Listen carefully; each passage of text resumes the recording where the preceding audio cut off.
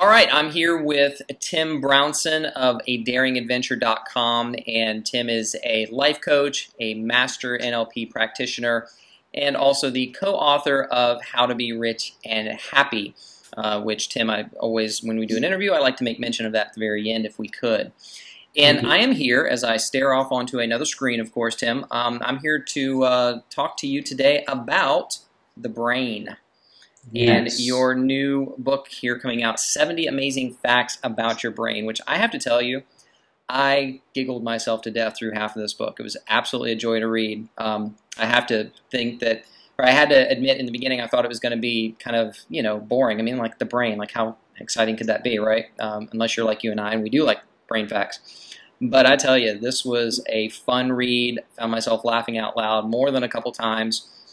And I'm excited to talk about this and to get some insights on this. So welcome to the interview. And Thank you very much. I appreciate it. Absolutely, absolutely. So talk to me about, Tim, why is this an important subject to learn about? Number one, tell me why it's so important to you, why you're so fascinated about it. And what reason would this serve other people that are maybe watching this this interview right now? Well, I mean, obviously knowing how our brain works means that we can step in more often to if things are going wrong, then we can get an understanding because of how our brain works, and sometimes the fact that it conspires against us, and we believe we're making rational decisions sometimes where we're really not. I mean, in terms of its importance to me, obviously when I'm working with a client, I want to get a clear understanding of how it is they think. And if they start to bring up cognitive biases, and we'll probably get into this later, then I want to be able to recognize that and bring their attention to it, because people have a belief that their reality is the reality, whereas the fact is there's 7 billion different realities, and we all see things differently, and that's all due to the fact that everything runs through our brain, and no brain is identical. So we all have different beliefs, different values, so on and so forth. So in that respect, a lot of the facts are really important to me in terms of explaining to clients what's happening at a neurological level. So if I say to you, I want you to do this process, you may think, okay, well, I've hired Tim, he's a life coach, then I'll go and do the process. But if I say, Tony, I want to do this process, and this is what's going to happen in your brain when you do it, then I'm much more likely to get a stronger buy-in from the client and actually go ahead and do the work, rather than thinking it's just some woo-woo idea I dreamt up after too many glasses of Sauvignon Blanc. So Exactly. That's it. Perfect. So what I hear you saying, and again, I want to kind of go back to this word, because a lot of people, let's go ahead and dig into this phrase now, cognitive biases. I know we're going to talk about it a little bit towards the end, because I've got a big question for you about cognitive biases that you talk about at the very end of this book. What is that? Because someone probably watching this video may not know what that is. It sounds really technical and scary, or they may not understand it. So talk to me about a cognitive bias. Okay, I mean, we all carry dozens of cognitive biases around us. And the easiest way to explain them is it's a blind spot, right, in your thinking. It's something that you don't see that is there. So a classic cognitive bias would be something called sunk cost fallacy. So you invest a lot of time and money into a project, and it's obvious for everybody to see that it's never going to succeed, and that does happen. I'm not being a dream crusher here. Projects do sometimes, but because the person has invested so much time, right, so much energy, maybe so much money, they can't see that, and they convince themselves that it will work because they've invested that time and they don't want to step away from it. So that's a classic cognitive bias that ends up, and it's also very similar to gamblers, where it's just like, I just want to get my money back, and it's it's that belief, yep, that something's going to change when it probably isn't. Yeah. Like I said, we're all in some way, shape, or form influenced by cognitive biases. Yeah, absolutely. And so what I hear here is, the benefit of, because you and I do coaching, and I do a little bit different coaching than you, of course, but I've had people ask me, why a life coach or why is that important, and they don't get it. And the point is that generally a life coach can help you gain perspective, right? Mm-hmm. Or any kind of coach can help you gain perspective, or maybe even gain altitude.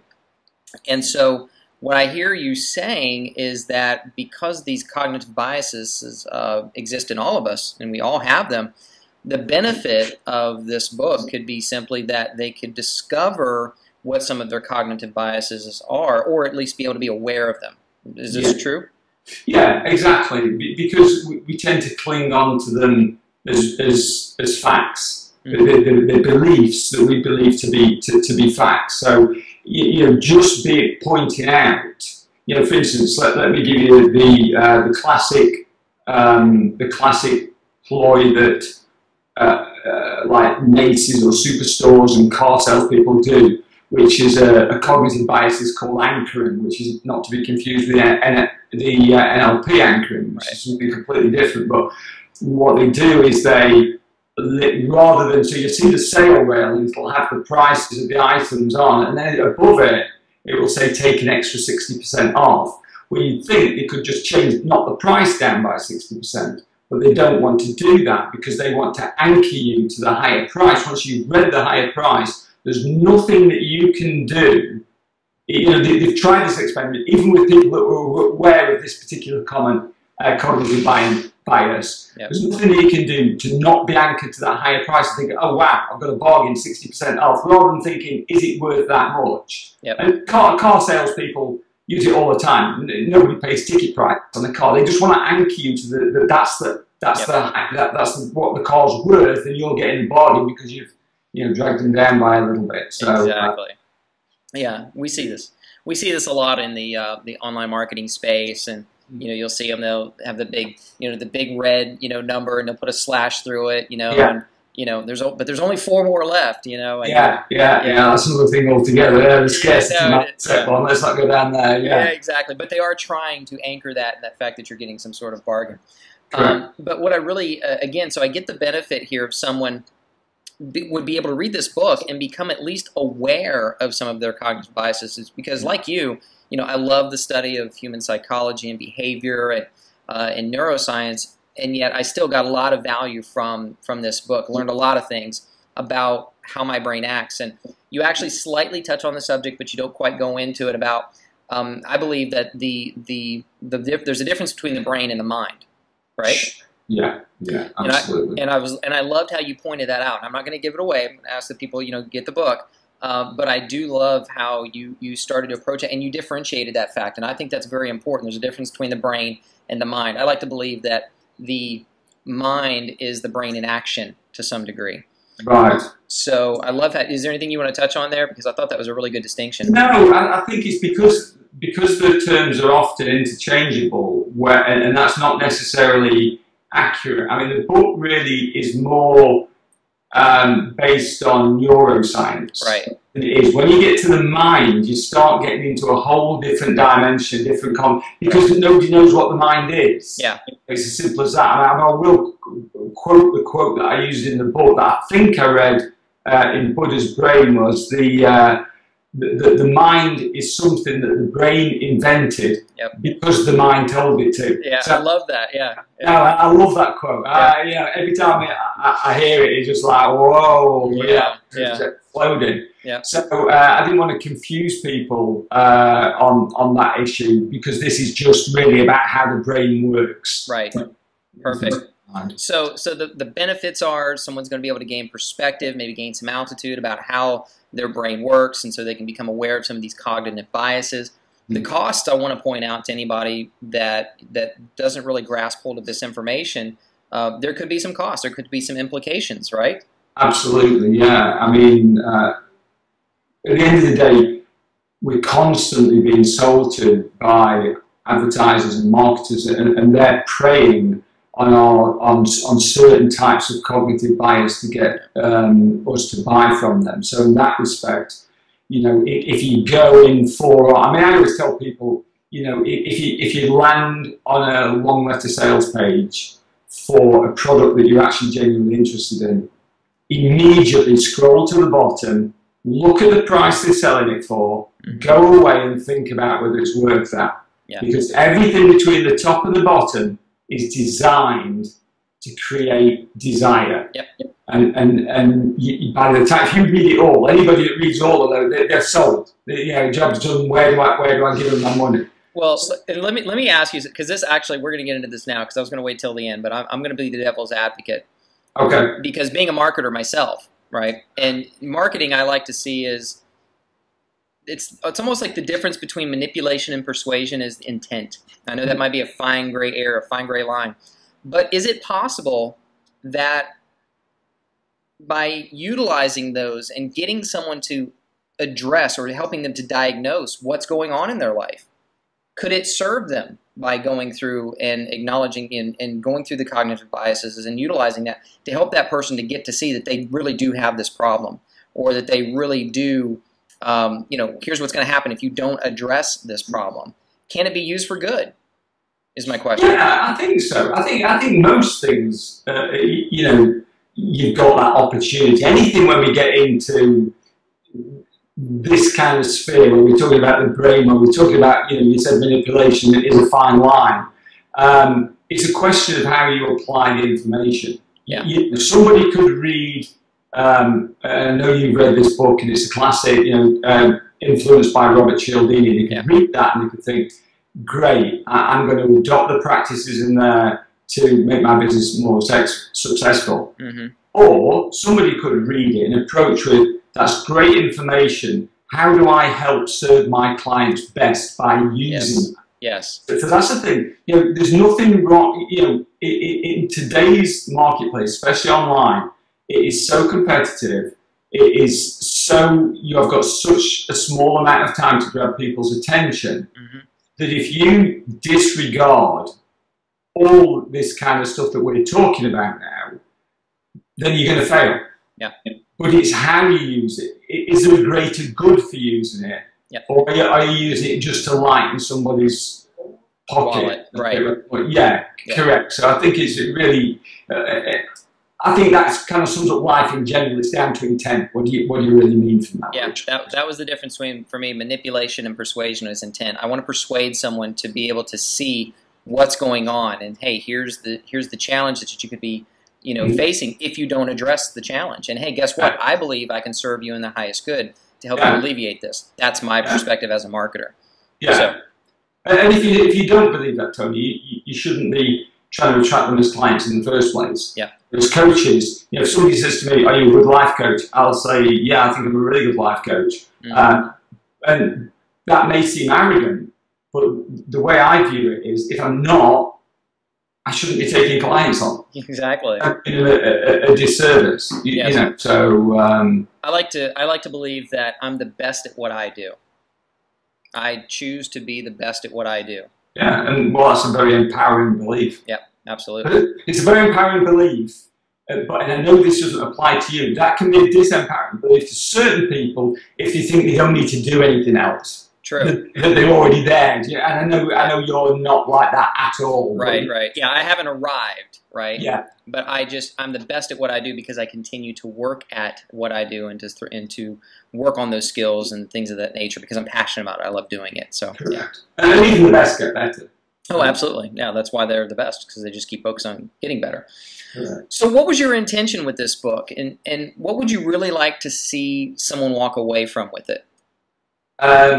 Well, it originally started, I did a blog post called 30 Amazing Facts About Your Brain, which went viral and got a lot of interest, and it was fun. I really enjoyed doing it. So there's a mixture of things like we're talking about now, the more serious side, and some really silly things that are no use or ornament to most people. The fact that you can prefrontal cortex is as big as a dinner napkin and about that thick, that's not really use to anybody, other than boring people at parties, I guess. Right. So what I wanted to do was I wanted to make something, and I've read a number of books on the brain and neuroscience, some of which are just too heavy going for me, and some of which are really accessible for the layperson. So what I wanted to do was get this information to people in a format that was dead easy to read. You know, you can read the book in 40 minutes. You know, it's not very long. Yeah.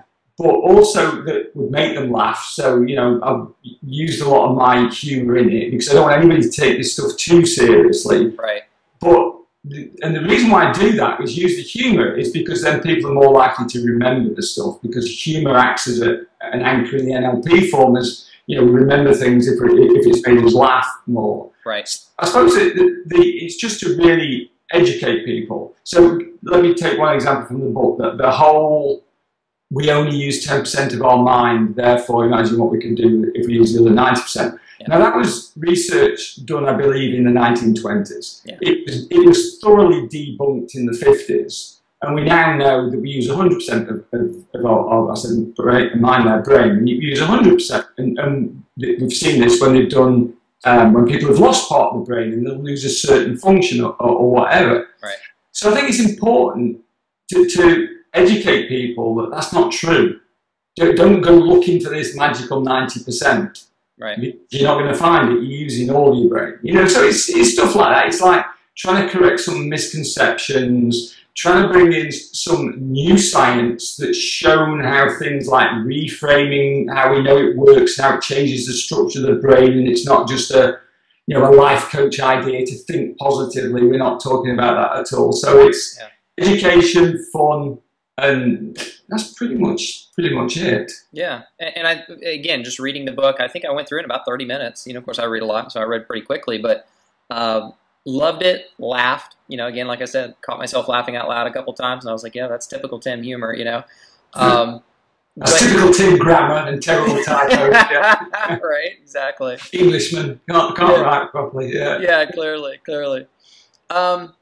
I want to talk about one of the examples in there, which I absolutely love, and it's something that someone can use right now as they're watching this interview and actually, you know, apply it. Mm-hmm. You talked about the left nostril, or the right brain, the left brain, and which one is more active in that moment. Talk a little bit about that particular concept and how someone can, you know, test to see which part of their brain is most active at that point in time and how that can benefit them. Okay. Well, the blood flow changes from one side of the brain about every 90 to 120 minutes. Now, obviously, there's always blood flow going to both sides of the brain, but it increases to one. And when that happens, that gives the person at that point in time more access. So if it's the right brain, they're more likely to be a bit more creative. If it's the left brain, and normally a creative person, then more likely to get the taxes or whatever. Mm-hmm. And this has been known for a while now, but I stumbled across a lecture by a guy called Dr. Nick Hall, who's one of the world's leading immunologists and or bioimmunologists or whatever. Mm-hmm. He said there's a cool way you can test which part of the brain is being used at any one point in time, and it's all to do with vascular constriction in the nose. So if you take a breath in, you will notice, you probably won't notice actually, but one air will pass up through one nostril more easily than the other. The way to really notice is to hold one and breathe in, and then the other and breathe in, and you will always find that one feels dead clear, you know, presumably you haven't got a cold or something, and the other feels a bit blocked, which is kind of weird, because until I heard this, I'd never noticed that before. Me neither, yeah. And like I say, it's due to vascular constriction. So the autonomic nervous system in the brain that deals with this doesn't cross over. So in other words, as you know, your right part of your brain operates the left part of your body, etc., etc. But this doesn't. So if you breathe in and you've got the air's flowing more smoothly up the right side of your brain, mm-hmm. that means that part of your brain in your head has got a greater flow of blood to it. So you're more likely to be creative at that point in time. Yeah. So it's an interesting thing, and it's to be honest with you, Tony, it's work that's still being done. It's still this is cutting edge stuff. Mm-hmm. But it's whenever I've tried it out, it's always worked. Whenever I've felt really creative, I've tested it, or not creative, it's always worked. And you know, that's very anecdotal evidence. It really is. But at the same time, you know, as I was going through and I was going through the book, and I'm definitely, I'm in my left brain when I'm reading because I'm very in my head, and I tested it, and sure enough, my left side was unconstricted, and I was breezing through the book, having a great time reading it and enjoying it. And being a creative, and I really operate from the right side of the brain a lot as being a creative, being a musician, and an artist and all these different things. I found myself like, wow, okay, so there are points and times where it could benefit the person who's watching this video right now. It could benefit them if they find themselves maybe trying to do a left brain activity and they find themselves really just not there with it. Maybe they do that little test, take a break, and come back. Definitely, yeah, definitely. I mean, because there is something I didn't go into the book because again, this is such early science now. Yeah. But there's a belief that you can actually force change. In other words, so you actually close the one nostril, whichever one you want to breathe, and you force the stuffy nostril, and you keep breathing through that until it clears, and that forces the blood. Now, there's no real scientific hard proof on that, but that's a belief among certain people in the scientific community. I don't know whether it's true, but and maybe it's worth trying, because there's nothing worse than trying to force yourself to be creative when you're not. Yeah. There's nothing worse than trying to do your taxes when your head's everywhere. I just want to make a proclamation right now that we cannot be held responsible if you try this exercise and you happen to hurt something on this side of your head. That's not our fault. So we're waiving all liability. Absolutely. Well, fantastic. Now I think that's just a really good. And again, there's 70 facts in this book that again, just lots of stuff. I think there's a couple of brain hacks. I'd like to call them brain hacks, if you don't mind, kind of like that one you just pointed out, some things you can apply. And then there's just a lot of really good concepts and ideas that, again, a person can utilize to get clear on these cognitive biases and at least bring them out into awareness. And so what I began to do actually, shortly right after I read the book, I went back through some of them and I started to jot down. I'd encourage any of the readers or watchers right now to do this, is to go back and see where I might have some cognitive biases in my life still, and again, being that even I'm a coach does not exempt me from, needing a coach or other coaches to help me see stuff that I can't see, right? Yeah, absolutely. Yeah, so always a great deal. So Tim, what is the next step for someone? Is this a book that they can buy, they download? What's the deal? How can they get their hands on this book? The book is, originally I was going to launch it through Kindle Select as a free launch, but they take digital rights for 90 days, including the PDF, so I couldn't get it to my newsletter subscribers. So what I'm doing is I'm doing a 7-day launch on my site where people can download the Kindle or the PDF version or the EPUB version free of charge for 7 days. Okay. Then it will only be available to my newsletter subscribers or for sale for like $2.99 or whatever on Amazon. Okay. And I'm sure we'll put a link down below where the person can just click on that and pop over and get the book. So is there anything else? I mean, because we've given them this, 69 or so, there's still 69 more concepts and ideas. Is there anything you want to share with someone before we conclude the interview? Yeah, well, let me just tell you this, Tony, just to put this in perspective in terms of a self-development environment, because the client I was speaking with before I came on Skype with you, we were talking about reframing. Now, for anybody that doesn't know what reframing is, it's basically taking a situation and looking at it differently so that we take control of the situation, so we decide to view it. We're not changing the event or anything like that, we're just trying to view it in a different light. Now, when I first started reframing is a core of NLP, reframing situations. When I started coaching almost 8 years ago now, when I did my NLP training, if somebody said to me in my first 4 or 5 years, yeah, this reframing is great, but I'm not sure, how does it work? I just said, I don't know, I got loads of anecdotal evidence of it working with clients. And then I stumbled across something in neuroscience called realigning. And it's effectively the same, and basically it starts to restructure and rewire the brain. So in terms of you saying, what people are going to take away from this, when you read things like, when you get an understanding of the fact that the brain is constantly rewiring itself, it either does it organically without you intervening, Yep. and you'll carry on doing pretty much the same because the brain loves patterns, Mm-hmm. or you can step in and make the changes yourself to get the results you want. You know, I mean, I talk about it, the leopard never changing its spots, which just drives me nuts because people don't change because they think they can't or they don't know how to. Not because they can't. Your brain, everybody's brain, has got the ability to change.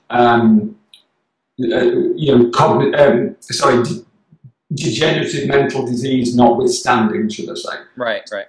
Yeah. Yeah. So another way we can talk about this is neuroplasticity, right? Right. Absolutely. Yeah. Yeah. Same concept. And that's just a fancy word for what Tim just talked about. That the brain has the ability to rewire itself, and neuroplasticity. Obviously, neuroplasticity has the ability to be elastic and to change and to stretch, and you want to create new pathways for those neurons, and therefore create new behaviors, which is ultimately the key, right? Absolutely, because if you don't change your behaviour, you get the same results. And it's interesting to note that we're talking information that wasn't even available 10 years ago. No. You know, so there's been massive strides recently in understanding how the brain, and there still is, there's still so much work going on. Yeah. So we're still in the dark ages when it comes to the brain. Absolutely. Well, let me tell you what, you've made some great headway with this. Again, I love how you've made this an easy read. It's available to someone, just as you said, the layperson out there that has no real knowledge about this, but yet wants to create shifts and changes in their life. You've provided a phenomenal little resource here. Again, very quick and easy read that someone can utilize to begin to make those shifts and begin to start at least being aware of what they don't know. And I think part of being coaches, part of our job is helping people discover what questions to ask that they don't even know to ask, right? Sure, absolutely. And I think you've done that beautifully with this book. So again, we've got 70 amazing facts about the brain. We'll have a link down below here, Tim, where they can jump on that and get it here within the next 7 days. No cost, sounds like. After that, it'll be a whopping $2.99 or ish, somewhere in that realm. So, Tim, always a joy, always a pleasure. I do want to, real quickly, we always like to talk about your book and how people can connect about your other book, which I've told you I hate the title, How to Be Rich and Happy, only because I feel that it really tends to maybe demean people, kind of dismiss it. Maybe they have a cognitive biases around just that phrase. But anything you want to talk, how's the book doing, by the way? I know you've got a big goal around that to give away 1 million copies. Yeah, the book's slowed right down, if I'm going to be honest. We're still selling it through Amazon, and it did very well. It went bestseller in France. But we've just had an investor fairly recently, somebody that read the book, loved it, contacted John, and said he'd like to... John's a co-author. Yeah, John Strzelecki, my co-author, and said, I'd like to donate $50,000 towards the project. And we're just printing about 50,000 books up to be given out to charities across Canada. Wonderful. So that's absolutely fantastic. So, excellent. And you're right about the book. At the title, and I'm not too keen on it. It was John's idea because it's more about doing what makes you feel rich, not necessarily. I earn half the money I used to earn in sales, but we're talking today on a Friday, and I'm not thinking, thank God it's Friday, it's the weekend, and I'm like, it doesn't make any difference to me. Exactly, yeah. No, and I've teased you about that just because it's such a powerful book. It's an amazing book. But again, that cognitive bias that people, rich and happy, it's one of those get-rich-quick type deals, and it's really not. It's a phenomenal absolutely. Book. Yeah, you can imagine people buying it and being a little bit embarrassed, sort of hiding it inside 50 Shades of Grey so nobody can see them buying it. Yeah, exactly. Yeah, sneaking in between the two. Yeah, that's great. Well, listen, again, I just want to thank you again for your time today, Tim, and really looking forward to helping you get this message out there as always. And again, for you watching the video right now, if you will, you'll see a link right below to where you can get your hands on 70 amazing facts about the brain. Really just an empowering little book, quick read, funny, lots of fun to read. And go ahead and get your hands on it right now. And we'll see you over there at Tim's site. So thanks a lot. Cheers, mate. Thank you. Bye-bye. All right, I'm recording. And action. Cool.